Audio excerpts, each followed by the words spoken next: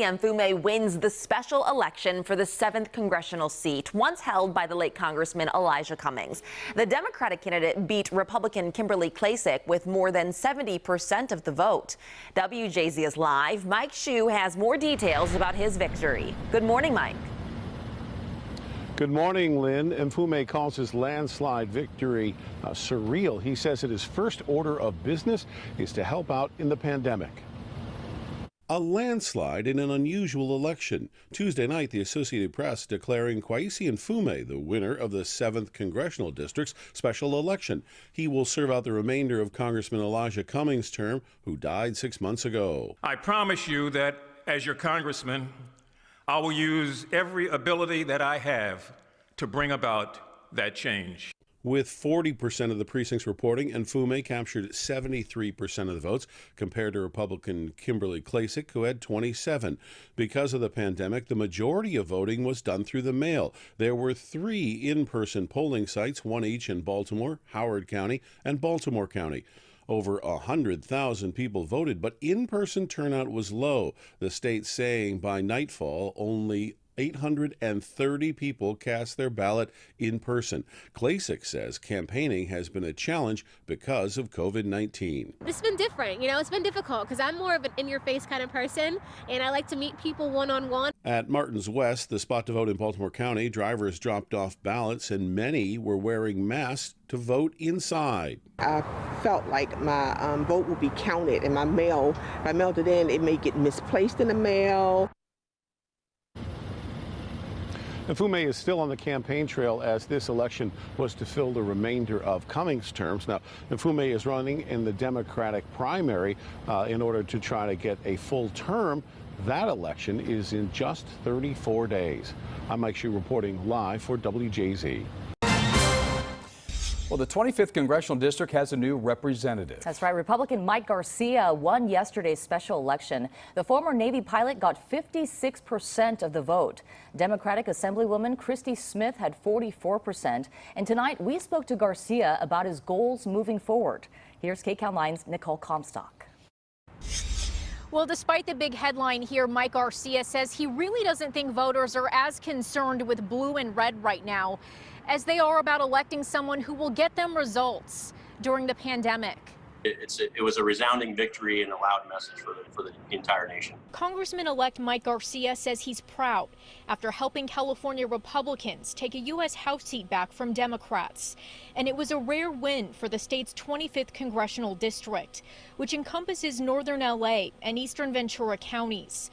The first time in 22 years that the GOP has flipped a former Democratic U.S. House seat from blue to red in a special election. Someone who's a patriot running for the right reasons.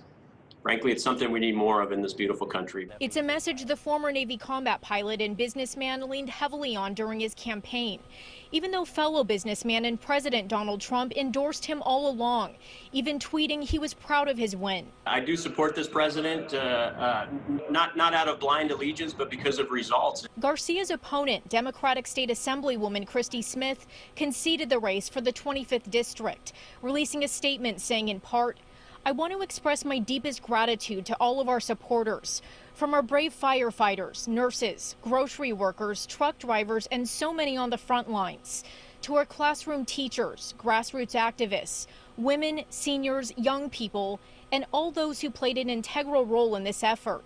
This campaign is about you and our community."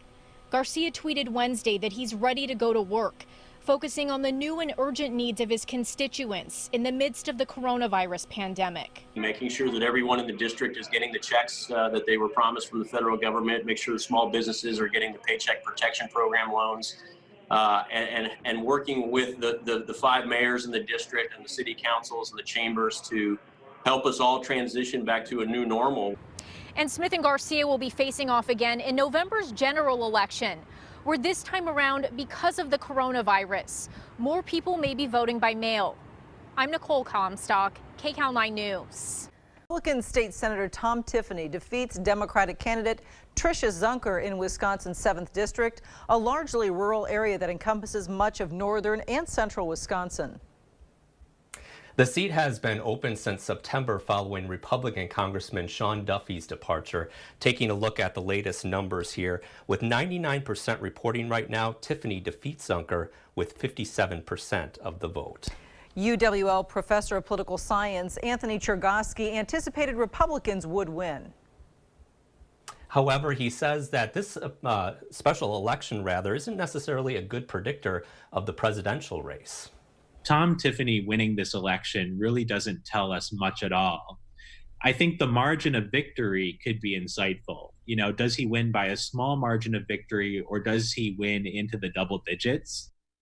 Chergosky says Tiffany winning by less than 10 to 12 points could be seen as an advantage for either party going into November, but Tiffany did end up winning by a larger margin, 14%. News 8.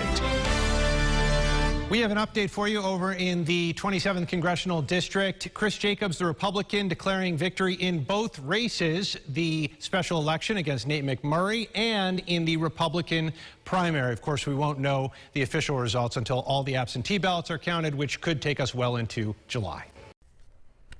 Tracy, thank you. And the runoff election results are in. Former Atlanta City Councilman Kwanzaa Hall will represent Georgia's 5th congressional district for the remainder of the late Congressman John Lewis's term. That's for about a month. Hall defeating former Morehouse President Robert Franklin. The next congressional term begins on January 3rd. Nikema Williams will be sworn in for a full 2-year term. Georgia second race will be indeed a runoff between Warnock and Loeffler. That we have just been able to put in the runoff category. It's a lot to balance, but Rachel, this is what we do. Yeah, it is. I mean, it's a lot. It does mean that we are going to have a potentially determinative Senate runoff in Georgia in January. We have some news out of Arizona. We can now say that Mark Kelly, the Democrat in Arizona, will win the special election in the state of Arizona, defeating Martha McSally. Because this is a special election, he could be sworn in by November 30th in this lame duck session. There you see now Democrats have picked up 2 seats on the Republicans, Arizona and Colorado. Republicans have picked up a seat in the state of Alabama. Yvette Simpson, that means these 2 Senate runoffs in the state of Georgia are all important. They are critical. And I do agree with Mayor Bottoms that I think the effort and the energy continuing in Georgia is going to happen because people in Georgia know not only could they be credited with winning the presidency in this way, but they could also be credited with winning the Senate, which is so critical. I don't know that whether Georgians are more upset with Trump at this point than they are with Mitch McConnell, but once we start to spin the messaging to say we can also take Mitch McConnell out of the power seat, I think we're going to get people really fired up. Sarah Fagan, you know Mitch McConnell is going to be all in on those special elections. Yeah, he's going to have to be because the majority is at stake. And we're going to see a replay of the campaign that just occurred. You know, Democrats, if they control the Senate, they're potentially going to pack the court. They're going to move to a more aggressive climate policies. They're going to move to more spending. Joe Biden has said he wants $4 trillion of tax increases. If Mitch McConnell is removed as the Senate leader, that will likely happen. That's the debate that's going to take place in Georgia.